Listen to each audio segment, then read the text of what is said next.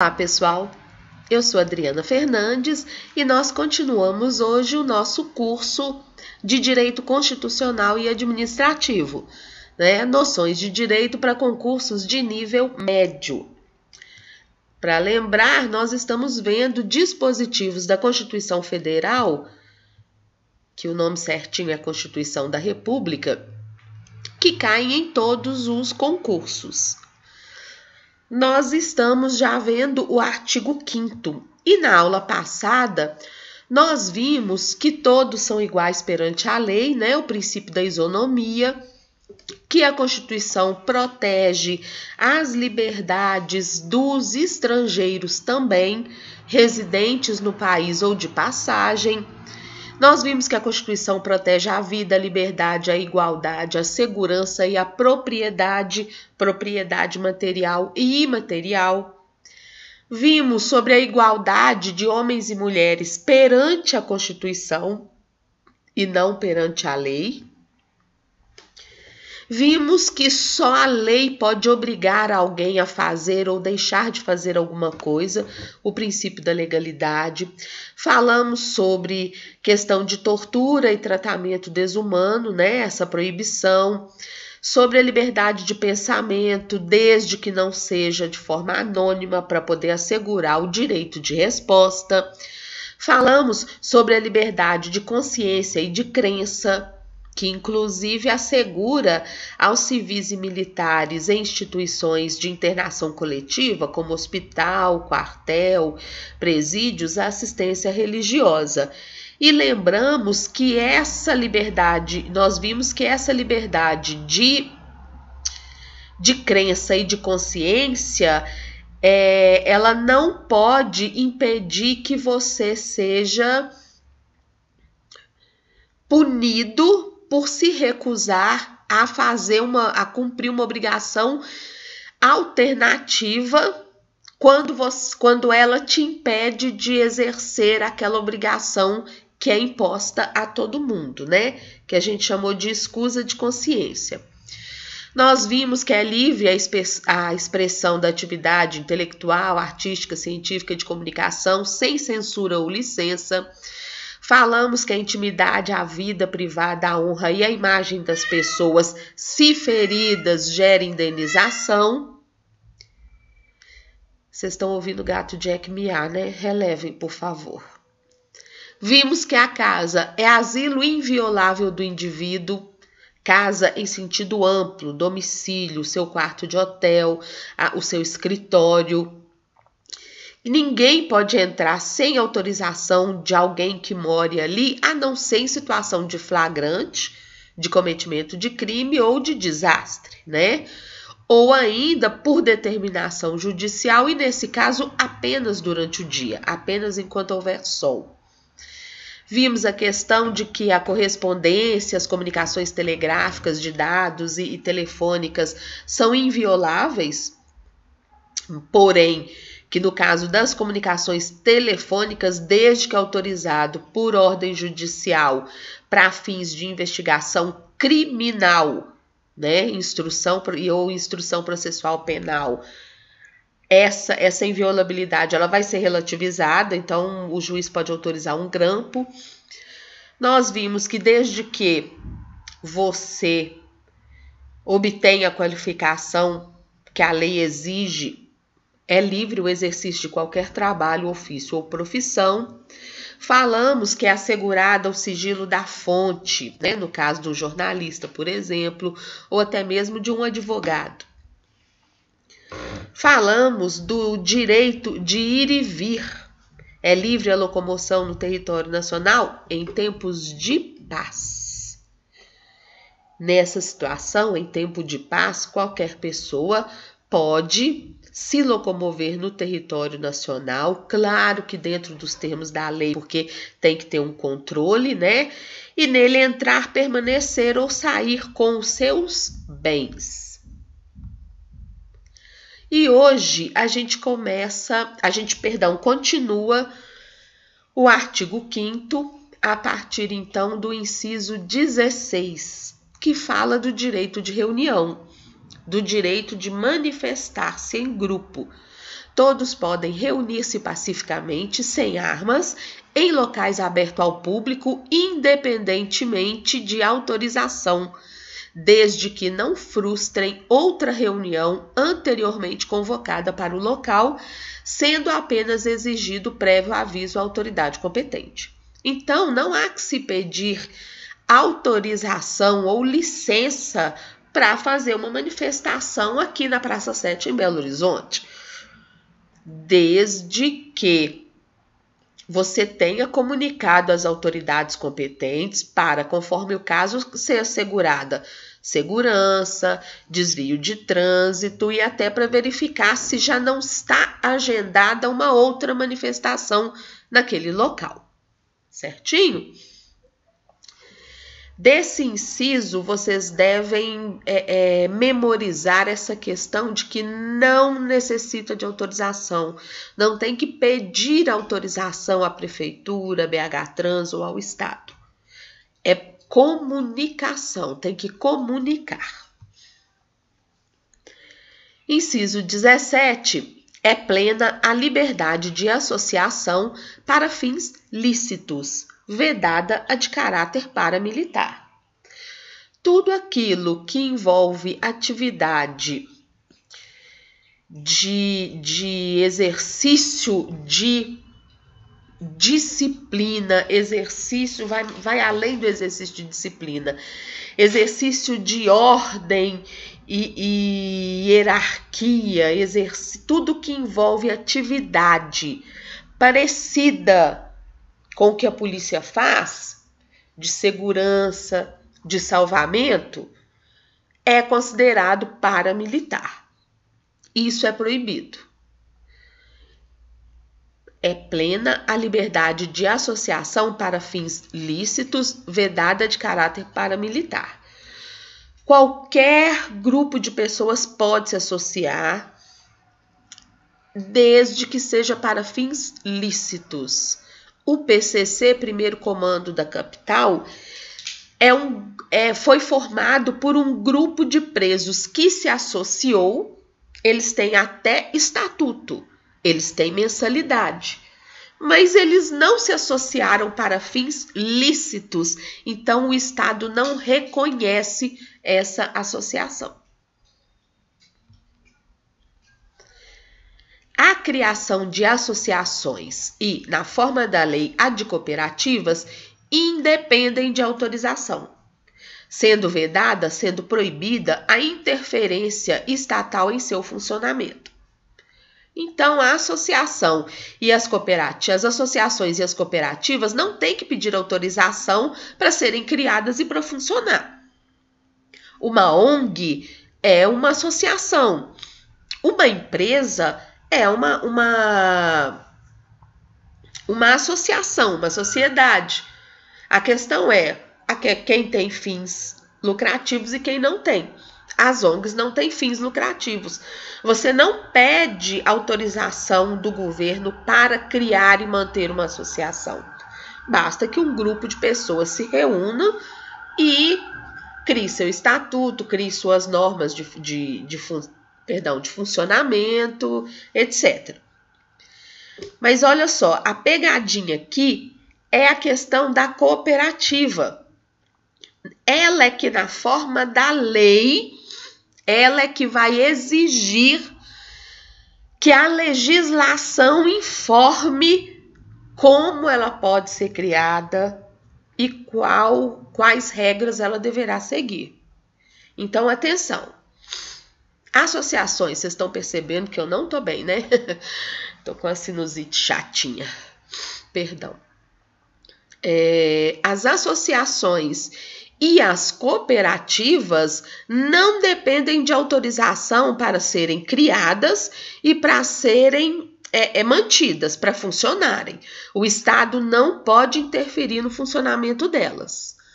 Porém, no caso das cooperativas e apenas no caso delas, a lei é que vai dizer como elas serão criadas, quais os termos e quais as regras. Essa é a pegadinha desse inciso 18, ok?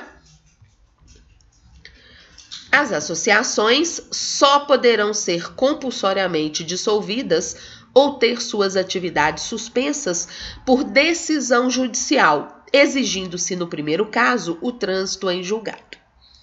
As associações só podem ser obrigadas a fechar suas portas ou a parar de funcionar temporariamente por ordem judicial.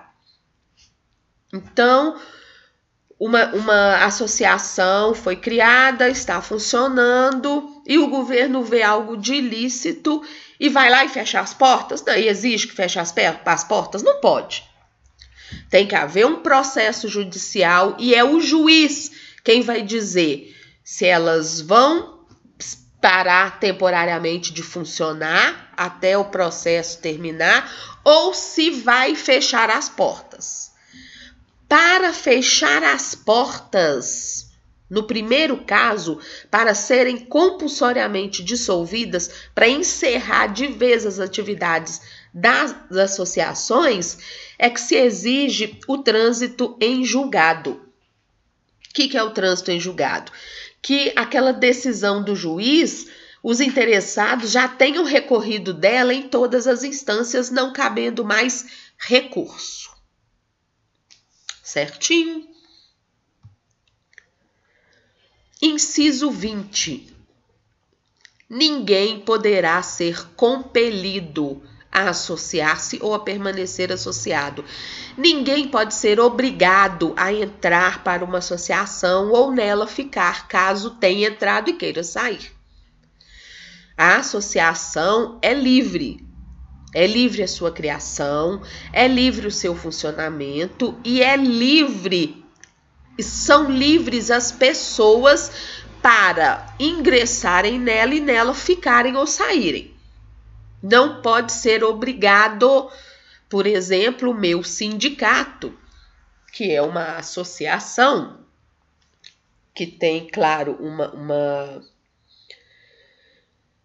Os sindicatos são umas associações específicas, vamos dizer assim, obriga você a se associar para te prestar serviço jurídico.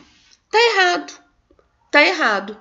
Você já é filiado àquilo pela profissão, você já está sujeito ao amparo daquela entidade, ele não pode obrigar você a se associar para prestar um serviço que já é legal.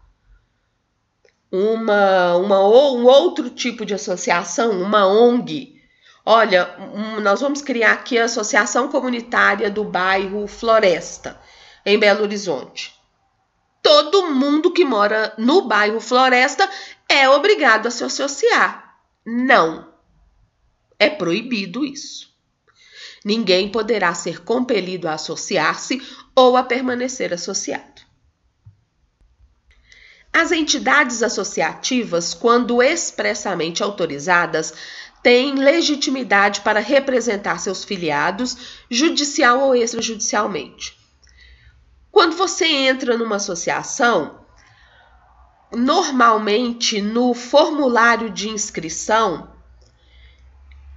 quando você assina, por esse formulário, por uma notinha que vem nele, você autoriza que essa entidade represente os seus interesses na justiça ou nos órgãos administrativos. Então, se é uma associação de bairro, quando você se filia a ela, você está ali normalmente autorizando que essa entidade pode representar os seus interesses como morador do bairro na justiça ou fora dela. Isso tem que estar escrito no estatuto e tem que haver essa previsão legal. Essa previsão escrita. Se o morador, se o associado não tiver dado autorização para a entidade, para a associação representá-lo, ela não poderá fazer isso. Ela vai ter que pegar a autorização de um por um. Expressamente autorizadas. Guardem isso aí. É garantido o direito de propriedade.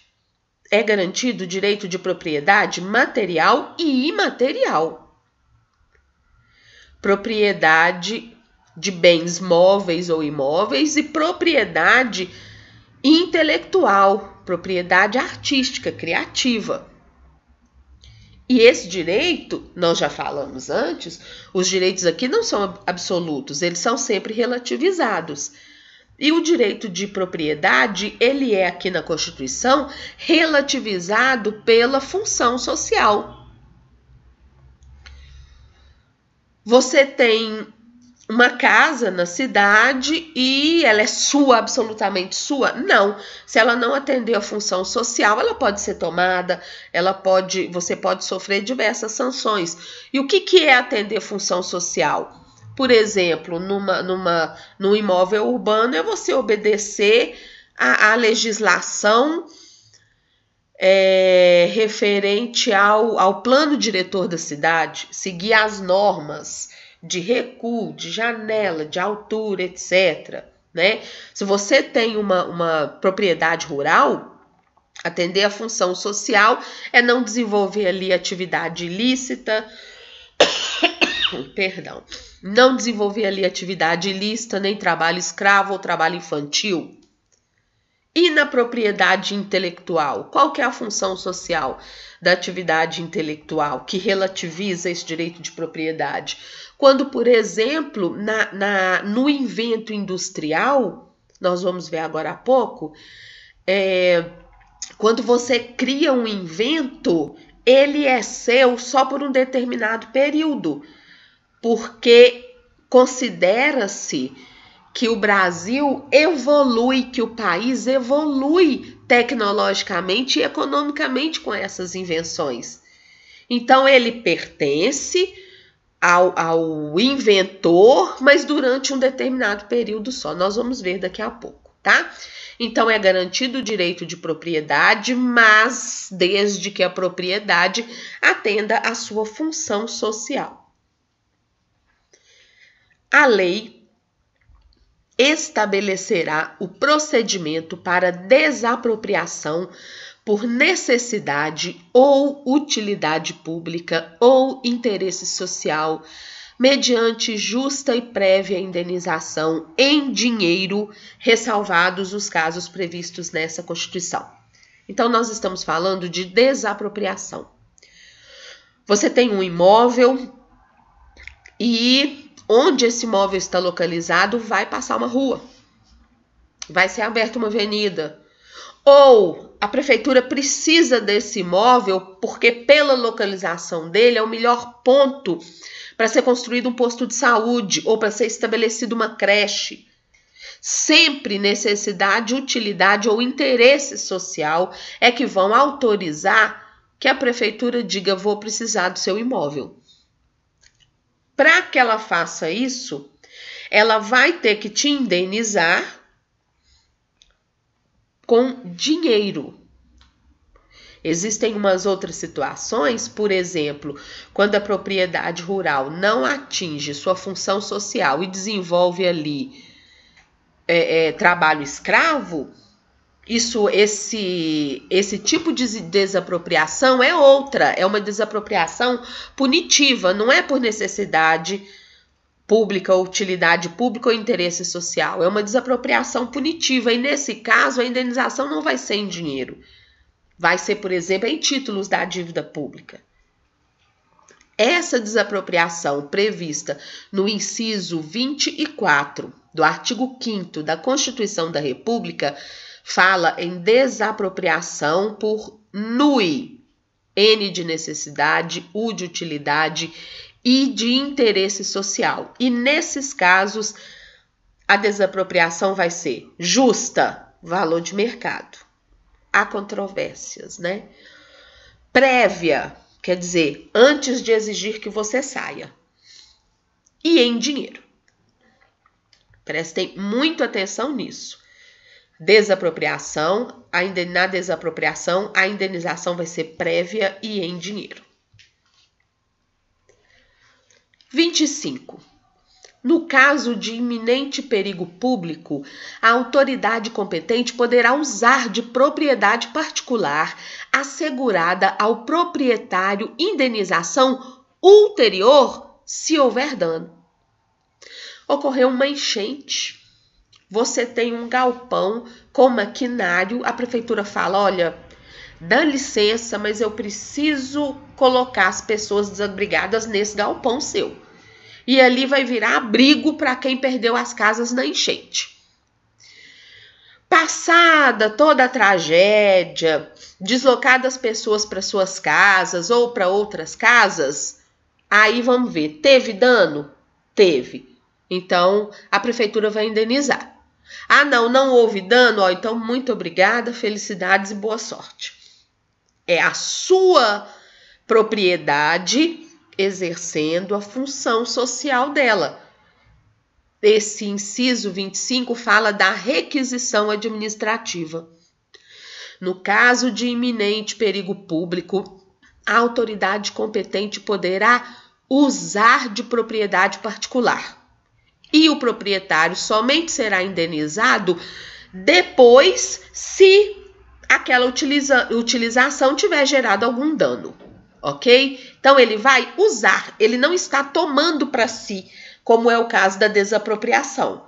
Ele está usando temporariamente. E nesse caso a indenização vai ser depois. A pequena propriedade rural, assim definida em lei, desde que trabalhada pela família, não será objeto de penhora para pagamento de débitos decorrentes de sua atividade produtiva, dispondo a lei sobre os meios de financiar o seu desenvolvimento. Pequena propriedade rural. O que é uma pequena propriedade rural? É a lei quem vai dizer. Assim definida em lei. Até tantos hectares. Desde que trabalhada pela família. Então tem que ser aquele sistema de produção familiar. Não será objeto de penhora para pagamento de débitos decorrentes de sua atividade produtiva. A gente vê na televisão, né, o pequeno produtor rural, vai lá no banco, faz um empréstimo para comprar semente, tal coisa e tal, aí vem uma geada e no final das contas não dá certo, aquela plantação que estava no início é dizimada pela geada e agora, sem produzir, vai vender o quê para pagar o empréstimo? Antigamente, penhorava-se. Para você fazer um empréstimo, você tem que dar um bem em garantia. Esse bem não pode ser essa pequena propriedade rural. Ela não pode ser penhorada para pagar essa dívida, caso o proprietário não consiga cumprir, honrar o empréstimo que fez para levar adiante a produção que ele desenvolve nessa pequena propriedade rural, ok? Pequena propriedade rural definida em lei e desde que trabalhada pela família.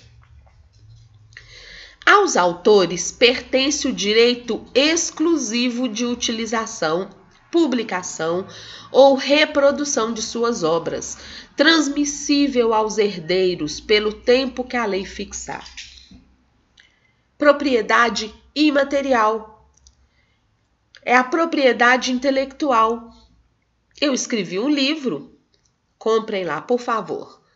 A Vida em Palavras, Situações de Direito de Humor e de Indignação.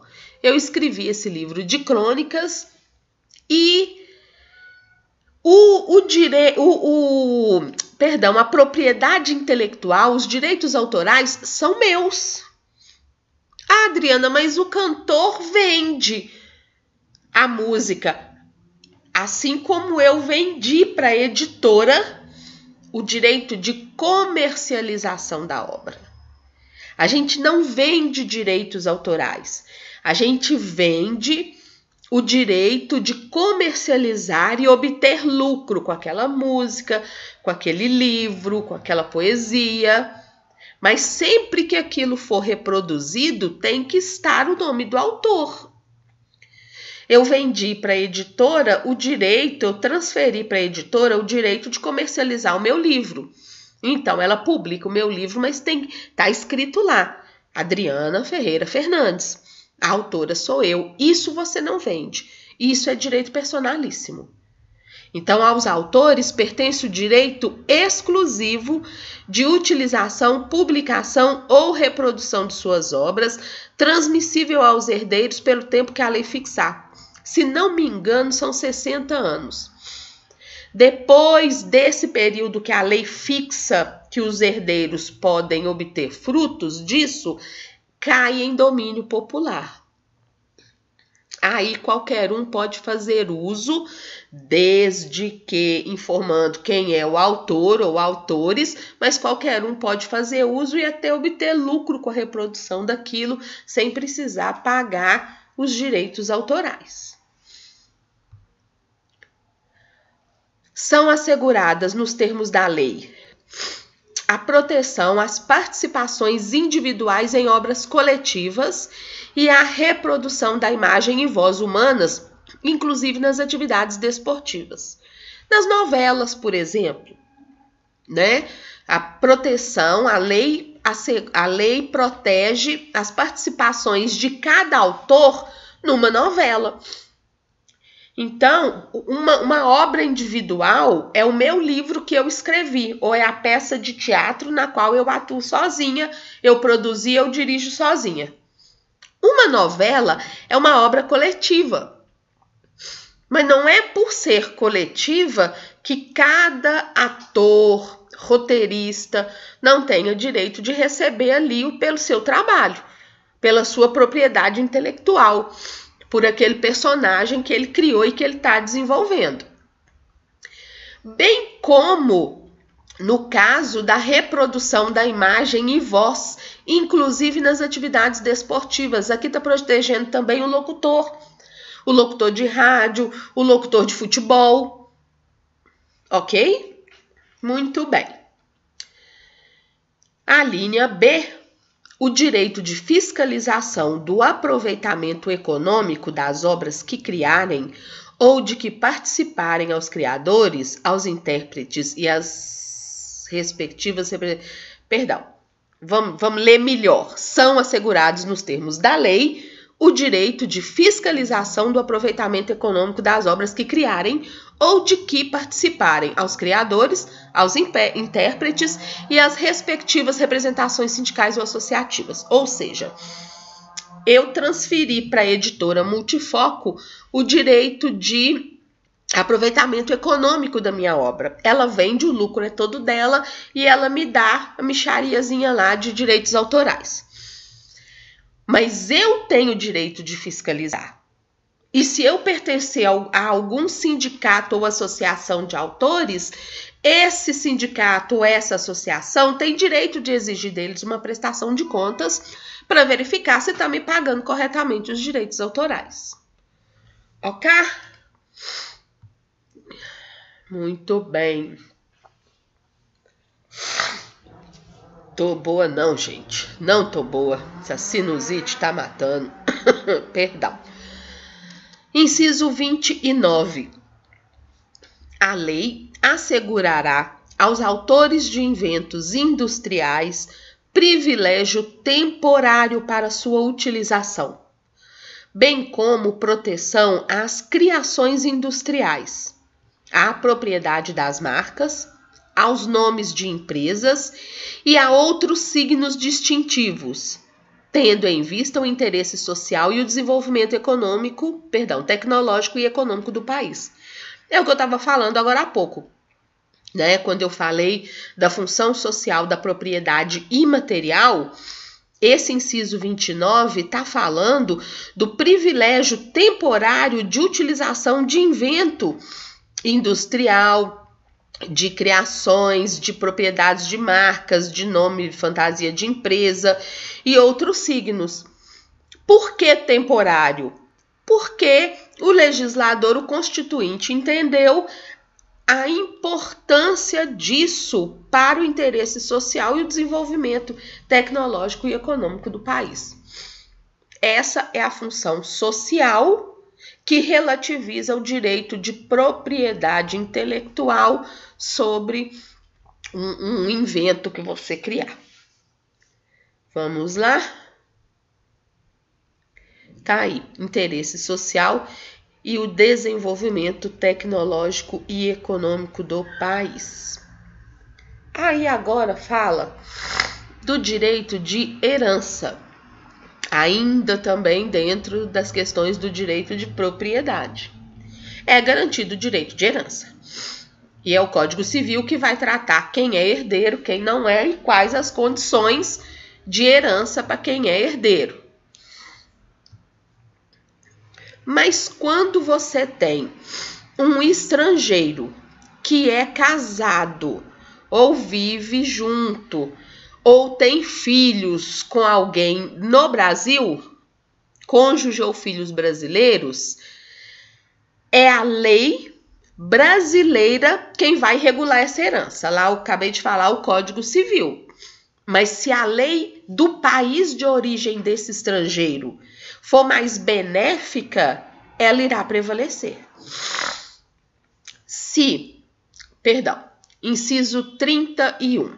A sucessão de bens de estrangeiros situados no país será regulada pela lei brasileira em benefício do cônjuge ou dos filhos brasileiros. É a lei brasileira que vai regulamentar essa herança. Sempre que não lhe seja mais favorável a lei pessoal do decujus. O decujus é o falecido. Quem é o falecido? O estrangeiro que deixou bens no Brasil para esposa ou filhos. Se a lei do país dele for uma lei mais benéfica para esses herdeiros, ela é que será aplicada e não a lei brasileira. Mas a regra é lei brasileira, ainda que quem deixou a herança seja estrangeiro. O Estado promoverá, na forma da lei, a defesa do consumidor. Por isso que editaram o Código de Defesa do Consumidor, para cumprir esse dispositivo constitucional, o inciso 32, artigo 5º. Os constituintes informaram: o Estado promoverá, na forma da lei, a defesa do consumidor. Que lei? Ih, não tem, então vão fazer? Vão. Fizeram. Qual lei? 8.000 e alguma coisa. Código de Defesa do Consumidor. Inciso 33. Todos têm direito a receber dos órgãos públicos informações de seu interesse particular ou de interesse coletivo ou geral, que serão prestadas no prazo da lei sob pena de responsabilidade, ressalvadas aquelas cujo sigilo seja imprescindível à segurança da sociedade e do Estado. Então, peraí. Se for informação do meu interesse ou de interesse coletivo ou geral, eu posso pedir? Pode. Tem que ser fornecida? Tem. Em que prazo? No prazo que a lei determinar. O Estado de Minas Gerais tem lá a sua lei de processo administrativo que fala que, a partir do momento que o processo estiver finalizado, tem X dias para fornecer a documentação, o relatório, a certidão ou para decidir a questão. Porém, naqueles assuntos em que o Estado, em que a União informe que são dados que podem colocar em risco a segurança da sociedade ou do próprio Estado, essas informações não serão fornecidas. Tá? Depois, lá na frente, nós vamos ver sobre habeas data. Muita gente cai em pegadinha acreditando que esse dispositivo é motivo para habeas data. Não é. A habeas data, nós vamos ver depois, fala especificamente sobre bancos de dados, né? Público ou particular de caráter público para correção de dados. Não tem nada a ver com a prestação de informações, com esse direito de petição aqui, com essas informações que devem ser fornecidas nesse inciso 33. Se esse inciso não for cumprido, cabe aqui mandado de segurança e não o habeas corpus. Então, coloquem essa anotação aí. Se essa liberdade, se esse direito do inciso 33 for descumprido, o que cabe aqui não é habeas data, é mandado de segurança. Isso pode ser pegadinha de prova. Lembrando, interesse particular ou interesse coletivo ou geral. Então, nós estamos vendo o título 2 dos Direitos e Garantias Fundamentais. Estamos estudando o artigo 5º. Já tínhamos visto os incisos 1 ao 15 e acabamos de ver agora o 16 ao 33, ok? A gente continua no próximo vídeo. Está aí meu e-mail para dúvidas, Instagram, Facebook, podem me adicionar. O meu blog, onde eu coloco alguns textos jurídicos, advogadabh.blogspot.com. E se você gostou, compartilhe, por favor, essa aula em suas redes sociais, ok? Estão aí meus 2 livros, fazendo meu jabazinho de sempre. A Vida em Palavras, que traz crônicas e reflexões muito interessantes sobre situações do dia a dia da gente, ok? À venda no site da editora Multifoco e na Amazon. Na Amazon você também encontra a história da família Rezende no Brasil. Olha só, às quartas-feiras, às 10 horas da manhã, doutora Michele Siqueira está com o podcast Michele Siqueira e Convidados Discutindo Seu Direito, onde eu também participo e o Vitor Neves também. É uma rádio web, então você não vai conseguir sintonizar se não for pelo computador ou baixando o aplicativo da rádio no seu celular. Rádio Nossa Onda, Michele Siqueira e Convidados Discutindo Seu Direito, toda quarta-feira às 10 horas da manhã, com reprise às 17 horas e às 21 horas. Nós já falamos sobre pensão alimento, semana passada falamos sobre divórcio, mas não chora, calma, você não perdeu. Vai lá no site da Rádio Nossa Onda, tem lá o link para você clicar e ouvir esses episódios anteriores sobre alimentos e sobre divórcio. Tá lá no SoundCloud, não sei falar esse trem não, SoundCloud, Cloud Sound. Nesse trem lá, vai ter lá, entra lá, Rádio Nossa Onda, no Google, e vai estar lá, Michele Siqueira e Convidados Discutindo Seu Direito, clica, vai ter o link do episódio de alimentos e do episódio de divórcio, ok? E nos prestigie nos ouvindo aí na próxima quarta-feira às 10 horas da manhã, com reprise às 17 e às 21 horas.